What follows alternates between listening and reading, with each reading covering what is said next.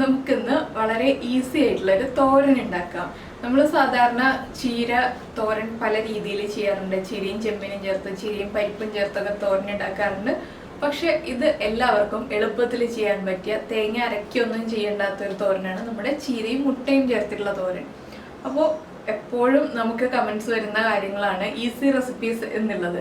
ഏറ്റവും ഈസി ആയിട്ടുള്ള റെസിപ്പികളാണ് ഇതൊക്കെ. ഇപ്പോൾ നമുക്ക് ഒരു ഹെൽത്തി ആയിട്ടുള്ള അതുപോലെ തന്നെ ടേസ്റ്റി ആയിട്ടുള്ള തോരൻ കഴിക്കണം എന്നുണ്ടെങ്കിൽ എല്ലാ റെസിപ്പികളും ടേസ്റ്റി തന്നെയാണ്. പക്ഷെ കുറച്ച് ഹാർഡ് വർക്ക് ഉണ്ടാവും ചില റെസിപ്പികളുടെ ബാക്കിൽ. നമ്മളത് ചെയ്തു വരുമ്പോൾ കുറച്ച് കാര്യങ്ങൾ ആ ഒരു പ്രോസസ് സ്റ്റെപ്പ് ബൈ സ്റ്റെപ്പായിട്ട് ചെയ്താലേ റെസിപ്പി പെർഫെക്റ്റ് ആവുള്ളൂ. ഇതൊക്കെ ആവുമ്പോൾ നമ്മൾ അരയ്ക്കോ ഒന്നും ചെയ്യണ്ട എന്ന് ഞാൻ ആദ്യം പറഞ്ഞ പോലെ തന്നെ എളുപ്പത്തിൽ ഉണ്ടാക്കാൻ പറ്റിയ റെസിപ്പികളാണ്. എല്ലാവർക്കും ഇപ്പോൾ ലഞ്ച് ബോക്സിൽ കൊണ്ടുപോകാനാണെങ്കിലും, കുട്ടികൾക്ക് കൊടുത്തുവിടാനാണെങ്കിലും, ബാച്ചിലേഴ്സിന് ഉണ്ടാക്കാനാണെങ്കിലും, ജോലിക്ക് പോകുന്ന ആളുകൾക്ക് റെഡിയാക്കാനാണെങ്കിലും എല്ലാവർക്കും വളരെ പെട്ടെന്ന് തന്നെ റെഡിയാക്കാം. അധികം ഇൻഗ്രീഡിയൻസും വേണ്ട, നമ്മുടെ വീട്ടിലുള്ള ഇൻഗ്രീഡിയൻസ് തന്നെയാണ്. പിന്നെ ഹെൽത്തി ആണ് എന്ന് ഞാൻ പറഞ്ഞത് എന്താണെന്ന് വെച്ചാൽ, ഇപ്പോൾ അയൺ ഡെഫിഷ്യൻസിക്ക് ഉള്ള ആൾക്കാർക്ക് ചീര എപ്പോഴും കഴിക്കണം എന്ന് പറയും. ചീര നമുക്ക് എപ്പോഴും കഴിക്കുമ്പോൾ മടുത്തു പോകും. അപ്പോൾ നമ്മൾ ഓരോ രീതിയിൽ ചീര റെസിപ്പികൾ ചെയ്യുകയാണെങ്കിൽ നമുക്ക് എൻജോയ് ചെയ്ത് കഴിക്കാം.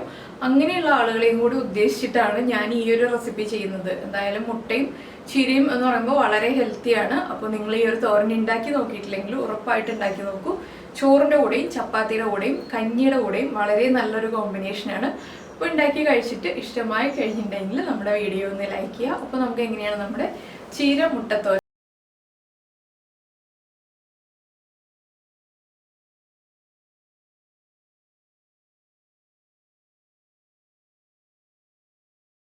അപ്പോൾ നമുക്ക് നമ്മുടെ ചീരയും മുട്ടയും തോരൻ ഉണ്ടാക്കുന്നതിന് ആവശ്യമായിട്ടുള്ള ഇൻഗ്രീഡിയൻസ് നോക്കാം. ഞാനിപ്പോൾ പച്ച ചീരയാണ് എടുത്തിട്ടുള്ളത്. പച്ചയോ ചുവപ്പോ നമുക്ക് കിട്ടുന്ന ചീര ഏതാണെങ്കിലും എടുക്കാം കേട്ടോ. ചീര കഴുകിയിട്ട് ചീരയുടെ തണ്ടില്ലാതെ മുറിച്ചെടുക്കണം. എന്താണെന്ന് വെച്ചാൽ നമ്മൾ ഈ തോരനിൽ തണ്ട് ചേർക്കില്ല. തണ്ട് കുക്കായി വരാൻ സമയം കൂടുതൽ എടുക്കുന്നതുകൊണ്ടാണ് മുട്ട ചേർത്തിട്ട് തോരൻ ഉണ്ടാക്കുമ്പോൾ തണ്ട് ചേർക്കാതെ തോരൻ ഉണ്ടാക്കുന്നത്. അപ്പോൾ ഇലകൾ മാത്രം എടുക്കുക. അതിപ്പോൾ ഒരു 2 പിടി ഉണ്ട്. കയ്യിൽ നമ്മൾ ഇങ്ങനെ പിടിക്കുമ്പോൾ 2 പിടി ചീരയാണ് എടുത്തിട്ടുള്ളത്. അതിലേക്ക് ഒരു മീഡിയം സവോള എടുത്തിട്ടുണ്ട്. അതുപോലെ തന്നെ എരിവിനനുസരിച്ച് നമുക്ക് പച്ചമുളക് ചേർക്കാം. ഞാനിപ്പോൾ ഒരു 4 പച്ചമുളക് എടുത്തിട്ടുണ്ട്. എന്താണെന്ന് വെച്ചാൽ ഇതിലേക്ക് മുളക് പൊടി ചേർക്കുന്നില്ല, അതുകൊണ്ട്. അപ്പോൾ മുളക് പൊടി ചേർക്കുന്നുണ്ടെങ്കിൽ പച്ചമുളകിൻ്റെ എണ്ണം കുറയ്ക്കാം. പിന്നെ കറിവേപ്പില, പിന്നെ കുറച്ച് തേങ്ങയും മുട്ടയൊക്കെയാണ് നമുക്ക് ആവശ്യമുള്ളത്. അപ്പോൾ നമുക്ക് ആദ്യം ഈ സവോളയൊക്കെ വഴറ്റി തുടങ്ങാം. അതിനുശേഷം ഓരോ സ്റ്റെപ്പ് ബൈ സ്റ്റെപ്പായിട്ടാണ് നമ്മുടെ ഇൻഗ്രീഡിയൻസ് ആഡ് ചെയ്യേണ്ടത്. ആദ്യം നമ്മൾ ചെയ്യുന്നത് സവോള വഴറ്റിയെടുക്കുക എന്നുള്ളതാണ്. അപ്പോൾ നമ്മളൊരു ചട്ടി ചൂടാക്കാൻ വെച്ചിട്ടുണ്ട്. ചട്ടിയിലേക്ക് വെളിച്ചെണ്ണ ചേർക്കാം. അപ്പോൾ നമ്മൾ ഇതിലേക്ക് തന്നെയാണ് മുട്ടയും ചേർത്ത് മിക്സ് ചെയ്യുന്നത്. അതിനനുസരിച്ച് കുറച്ച് വെളിച്ചെണ്ണ കൂടുതലായിട്ട് ചേർക്കുക. നമ്മുടെ മുട്ടയ്ക്കും എല്ലാം ചേർത്ത് ആവശ്യമായ വെളിച്ചെണ്ണ ആദ്യമേ തന്നെ ചേർക്കുക. പിന്നെ ഈ ചീരത്തോരനിൽ ഞാൻ കടുക് ചേർക്കുന്നില്ല കേട്ടോ. കടുകോ വറ്റൽമുളകോ ഒന്നും ചേർക്കുന്നില്ല. എളുപ്പം പരിപാടിയാണ്, ബാച്ചിലേഴ്സിനൊക്കെ ചെയ്യാൻ പറ്റുന്ന രീതിയിൽ. അപ്പോൾ ഈസി ആയിട്ട് ചെയ്യാമല്ലോ എന്ന് വിചാരിച്ചു. അപ്പോൾ കടുക് ചേർക്കുന്നുണ്ടെങ്കിൽ കടുകും വറ്റൽമുളകും ചേർത്ത് കഴിഞ്ഞിട്ട് സവോള അല്ലെങ്കിൽ ഉള്ളി ചേർക്കുമ്പോൾ ടേസ്റ്റ് കൂടുതലായിരിക്കും. പക്ഷേ നമ്മൾ ഉള്ളി നന്നാക്കി മുറിച്ചെടുക്കാൻ സമയം കുറച്ചെടുക്കും. അതുകൊണ്ടാണ് ഞാൻ ഒരു സവോള എടുത്തിട്ടുള്ളത്.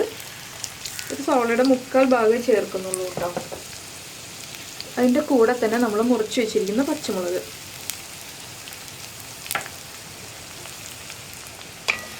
എന്താണെന്ന് വെച്ചാൽ ഇത്രയും ചീരയ്ക്ക് ഒരു സവോള എന്ന് പറയുമ്പോൾ തന്നെ കൂടുതലായിരിക്കും. അതുകൊണ്ടാണ് ഞാനൊരു 3/4 ഭാഗം എടുത്തത്. അപ്പോൾ ഈ സവോളയൊന്ന് സോഫ്റ്റായി വന്നാൽ മതി കേട്ടോ. നന്നായിട്ട് കുക്കായി ഒന്നും വരേണ്ട ആവശ്യമില്ല. ഒന്ന് സോഫ്റ്റായി വരിക, അത്രയേ ഉള്ളൂ. അപ്പോൾ ഉള്ളിയാണെങ്കിൽ ഒരു 15 ഉള്ളിയൊക്കെ എടുക്കാം കേട്ടോ.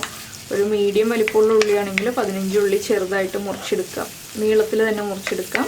ഇതിലേക്ക് ഞാനിപ്പോൾ ഉപ്പ് ചേർക്കുന്നില്ല. ചീര ചേർക്കുന്നതിന് മുന്നേ നമ്മുടെ മുട്ടയൊക്കെ ചേർത്തിട്ടാണ് ഉപ്പ് ചേർക്കുന്നത്. എന്താണെന്ന് വെച്ചാൽ ഇരുമ്പിൻ്റെ ചട്ടി ആയതുകൊണ്ട് ഉപ്പ് ചേർക്കുമ്പോൾ ആ ചട്ടിയിൽ പിടിക്കുന്നുണ്ട്. അതുകൊണ്ടാണ് ഞാൻ ഇപ്പോൾ ഉപ്പ് ചേർക്കാത്തത്.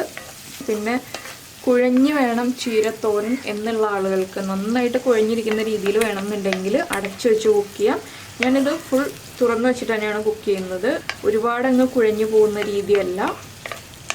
നമ്മുടെ ചുവപ്പ് ചീര പരിപ്പ് ചേർത്ത് തോരനുണ്ടാക്കാം, ഇല്ലെങ്കിൽ വെറുതെ തോരനുണ്ടാക്കാം, ചെമ്മീൻ ചേർത്ത് തോരനുണ്ടാക്കാം. അതിനൊക്കെ ടേസ്റ്റാണ്. പക്ഷെ എനിക്ക് പച്ച ചീരയോട് അത്രയ്ക്ക് അങ്ങ് സ്നേഹമല്ല. എന്താണെന്ന് വെച്ചാൽ എനിക്ക് പരിപ്പും ചീരയും തോരൻ പച്ച ചീരയിൽ ചെയ്യുമ്പോൾ അത്ര ഇഷ്ടമല്ല. അതിന് പകരമാണ് നമ്മൾ ഈ മുട്ട ചേർത്തിട്ട് തോരനുണ്ടാക്കുന്നത്. അപ്പോൾ ഇതുണ്ടോ, നമ്മുടെ സോളയൊന്ന് കളർ ചേഞ്ച് ആയി തുടങ്ങിയിട്ടുണ്ട്. ഇത്രയും മതി, ഒരുപാടങ്ങ് കളർ മാറിപ്പോണ്ട. ഇനി നമ്മൾ പൊടികളൊക്കെ ചേർക്കുമ്പോൾ കളർ മാറിക്കോളും, കുക്കായിക്കോളും. ഇതിലേക്കൊരു 1/2 ടീസ്പൂൺ മഞ്ഞൾപ്പൊടി. നിങ്ങൾക്ക് മുളക് പൊടി ചേർക്കണം എന്നുണ്ടെങ്കിൽ ഈ ഒരു സ്റ്റേജിൽ തന്നെ മുളക് പൊടി ചേർക്കാം, മഞ്ഞൾപ്പൊടിയുടെ കൂടെ തന്നെ. അപ്പോൾ നമ്മൾ മഞ്ഞൾപ്പൊടി ചേർത്തിട്ട് 1 മിനിറ്റ് ആയിട്ടോ. ഹൈ ഫ്ലെയിമിൽ തന്നെ വെച്ചിട്ട് ഇളക്കിക്കൊണ്ടിരിക്കുന്നു. ഇനി ഞാനിപ്പോൾ ഫ്ലെയിം ഒന്ന് കുറയ്ക്കുകയാണ്. ഇതിലേക്ക് നമ്മളിനി മുട്ട ചേർക്കാൻ പോവാണ്. അപ്പോൾ നമ്മുടെ ആവശ്യത്തിനനുസരിച്ച് 3-4 മുട്ട ആഡ് ചെയ്യാം.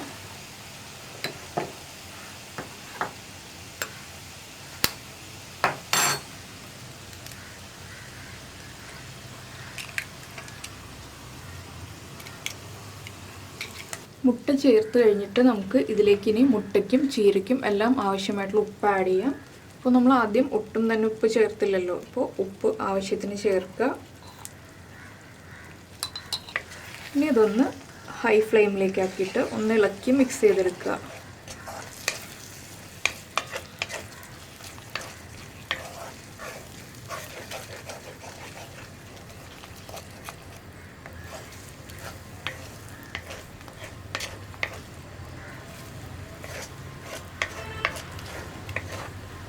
അപ്പോൾ ചീര ചേർത്ത് കഴിഞ്ഞിട്ട് മുട്ട ചേർക്കാം. അങ്ങനെ വരുമ്പോൾ എന്താണെന്ന് വെച്ചിട്ടുണ്ടെങ്കിൽ കുഴഞ്ഞിരിക്കും, ചീരയിലേക്ക് മുട്ട നന്നായിട്ട് കുഴഞ്ഞു പിടിക്കും. അതുപോലെയാണ് ഇഷ്ടം എന്നുണ്ടെങ്കിൽ അങ്ങനെ ചെയ്യാം. ഇല്ലെങ്കിൽ മുട്ട ചേർത്ത് മുട്ടയൊന്ന് കുക്കായി തുടങ്ങി കഴിഞ്ഞിട്ട് ചീരയും തേങ്ങയൊക്കെ ആഡ് ചെയ്യാം കേട്ടോ. അത് ഓരോന്നും ചേർക്കുന്ന സമയത്തിനാണ് നമ്മൾ ഉണ്ടാക്കുന്ന റെസിപ്പിയുടെ വ്യത്യാസം വരുന്നത്. ഇതുപോലെ ചേർക്കുകയാണെങ്കിൽ ഒരുപാട് അങ്ങ് ചീരയിലേക്ക് മുട്ട കുഴഞ്ഞു പിടിച്ചിരിക്കില്ല. ഇതാകുമ്പോൾ മുട്ടയൊന്ന് ഡ്രൈ ആയി തുടങ്ങിയിട്ടാണ് നമ്മൾ ചീര ചേർക്കുന്നത്. അപ്പോൾ അധികം കുഴഞ്ഞ പോലെ ആവില്ല. പിന്നെ എരിവ് കുറവായിട്ട് തോന്നുകയാണെങ്കിൽ നമുക്ക് ഇടയ്ക്ക് കുരുമുളക് പൊടി ചേർക്കാം, ഇല്ലെങ്കിൽ പച്ചമുളക് തന്നെ 1-2 മുറിച്ച് ചേർക്കാം. അത് നമ്മൾ ചീരയും തേങ്ങയൊക്കെ ചേർത്ത് കഴിഞ്ഞിട്ട് എരിവൊന്ന് ചെക്ക് ചെയ്യുക. എരിവ് കുറവാണെങ്കിൽ മാത്രം ആഡ് ചെയ്യുക. ഇതിപ്പോൾ എരിവുള്ള പച്ചമുളകാണ്, അതുകൊണ്ട് ഞാനിപ്പോൾ ഒന്നും ചേർക്കുന്നില്ല. അപ്പോൾ ഉണ്ടോ, നമ്മൾ മുട്ടയൊന്ന് കുക്കായി തുടങ്ങുന്നുണ്ട്. ഇത്രയും മതി. ഇനി നമുക്കിതിലേക്ക് ചീര ചേർക്കാം.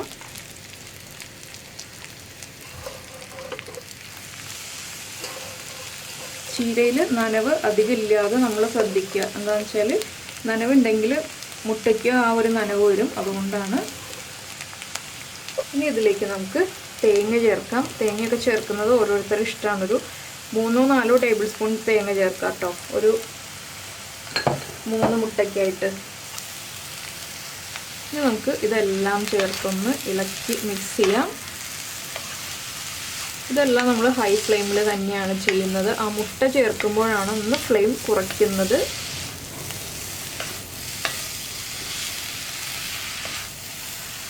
ഈ സമയത്ത് നിങ്ങൾക്ക് അടച്ചു വെച്ച് കുക്ക് ചെയ്യണം എന്നുണ്ടെങ്കിൽ ഇതൊന്ന് അടച്ചു വെച്ച് കുക്ക് ചെയ്യാം. ഒരു 2 മിനിറ്റ് അടച്ചു വെച്ചിട്ടുണ്ടെങ്കിൽ ചീര വേഗം തന്നെ കുക്കായി കിട്ടും. അടച്ചു വെച്ചില്ല എന്നുണ്ടെങ്കിലും ചീര നന്നായിട്ട് കുക്കായി കിട്ടുന്നതാണ്. അതുകൊണ്ടാണ് ഞാൻ അടച്ചു വയ്ക്കുന്നില്ല എന്ന് പറഞ്ഞത്. നമ്മൾ ഇതുപോലെ ഒന്ന് ഇളക്കി കൊടുത്തുകൊണ്ടിരിക്കുക.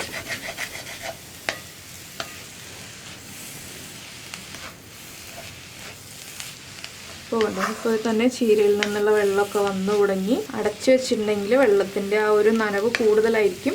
തുറന്നു വെച്ചിട്ടാണെങ്കിൽ നമുക്ക് വേഗം ഡ്രൈ ആക്കി എടുക്കാം. പിന്നെ ഒരു കളറിന് വേണമെന്നുണ്ടെങ്കിൽ മുളക് പൊടി ചേർക്കാം കേട്ടോ. പക്ഷേ മുളക് പൊടി ചേർത്തില്ല എന്ന് വെച്ചിട്ടുണ്ടെങ്കിലും പച്ചമുളകിൻ്റെ എരിവുള്ളത് കൊണ്ട് തന്നെ തോരൻ്റെ ടേസ്റ്റിനൊന്നും വ്യത്യാസം വരില്ല. ഇനി ഇതൊരു 3 മിനിറ്റ് ഇടയ്ക്കിടയ്ക്ക് തിരിച്ചിട്ട് കൊടുത്തുകൊണ്ടിരിക്കുക. ചീര ഒന്ന് കറക്റ്റായിട്ട് കുക്കായി വരാനായിട്ട്. ഈ സമയത്ത് നമുക്ക് എരിവ് ചെക്ക് ചെയ്യാം, അതുപോലെ തന്നെ ഉപ്പ് ചെക്ക് ചെയ്യാം. തേങ്ങ ഇനി വേണമെന്നുണ്ടെങ്കിൽ ചേർക്കാം. ഞാൻ ഇനി ചേർക്കുന്നില്ല. അപ്പോൾ ആവശ്യത്തിന് തേങ്ങയൊക്കെ ഉണ്ട്. കൂടുതലായിട്ടുണ്ടെങ്കിൽ തേങ്ങാത്തോരൻ പോലെ ആയിപ്പോണ്ടല്ലോ എന്ന് വിചാരിച്ചിട്ടാണ്. നമ്മുടെ മുട്ടയ്ക്കാണല്ലോ ഇമ്പോർട്ടൻസ്, മുട്ടയ്ക്കും ചീരയ്ക്കുമാണ്. അപ്പോൾ അതനുസരിച്ച് വേണം നമ്മൾ തേങ്ങ ആഡ് ചെയ്യാനായിട്ട്. അപ്പോൾ ഇതുപോലെ ഒന്ന് നടുഭാഗത്ത് നിന്ന് മാറ്റി വെച്ച് നോക്കുക. ഇവിടെ വെള്ളം നനവ് തോന്നുന്നുണ്ടെങ്കിൽ നമ്മുടെ ചീര ഒന്നുകൂടി ഡ്രൈ ആവാനുണ്ട്, ഇല്ലെങ്കിൽ ചീര കറക്റ്റ് ആയിട്ടുണ്ട്. പിന്നെ നിങ്ങൾക്ക് ഇത്രയും കുക്കായാൽ മതി എന്നുണ്ടെങ്കിൽ ഇപ്പോൾ തന്നെ ഫ്ലെയിം ഓഫ് ചെയ്തിട്ട് ചൂടോടുകൂടി തന്നെ ചോറിൻ്റെ കൂടെ ചേർത്ത് കഴിക്കാം. ഞാൻ ഒന്നുകൂടി ഒന്ന് ഡ്രൈ ആക്കി എടുക്കുന്നുണ്ട്. കുറച്ചുകൂടി ഒന്ന് ഡ്രൈ ആകുമ്പോഴാണ് ചീരയ്ക്ക് ടേസ്റ്റ് ഉണ്ടാകുന്നത്. അതുകൊണ്ടാണ് ഒന്നുകൂടി ഡ്രൈ ആക്കി എടുക്കുന്നത്.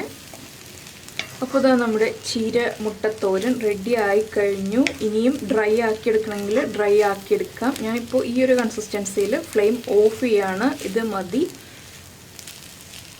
നമുക്കിതൊരു സെർവിങ് ബൗളിലേക്ക് മാറ്റാം. അപ്പോൾ നമ്മുടെ ചീര മുട്ടത്തോരൻ റെഡി ആയി കഴിഞ്ഞു. ഞാനിതിൻ്റെ ഇടയ്ക്ക് ഒരു കാര്യം പറയാൻ വിട്ടുപോയി. നമ്മൾ ചീര ചേർക്കുമ്പോൾ തന്നെ കറിവേപ്പില ചേർക്കണം കേട്ടോ. ആ കാര്യം വിട്ടുപോയി. ഞാനും ചേർത്തില്ലായിരുന്നു. ഞാൻ ഫ്ലെയിം ഓഫ് ചെയ്ത് കഴിഞ്ഞിട്ടാണ് കറിവേപ്പില ചേർക്കുന്ന കാര്യം ശ്രദ്ധിച്ചത് തന്നെ. അപ്പോൾ കറിവേപ്പില ചേർത്തു. കറിവേപ്പില മാറ്റി വെച്ചിരുന്നുകൊണ്ടാണ് ചേർക്കാൻ വിട്ടുപോയത്. അപ്പോൾ നമ്മൾ ചീര ചേർക്കുന്ന സമയത്താണ് കറിവേപ്പിലയും കൂടി ചേർക്കുന്നത്. അപ്പോൾ എല്ലാവരും ഈസിയും അതുപോലെ തന്നെ വളരെ ഹെൽത്തിയുമായിട്ടുള്ള ഈ ഒരു ചീര മുട്ടത്തോരൻ ഉറപ്പായിട്ട് ഉണ്ടാക്കി കഴിക്കും. നന്നായിട്ട് ഇഷ്ടപ്പെടും. എന്താണെന്ന് വെച്ചാൽ ചീര വളരെ നല്ലതാണ് ശരീരത്തിന്. അതുപോലെ തന്നെ മുട്ടയിലാണെങ്കിൽ പ്രോട്ടീനും കൂടുതലാണ്.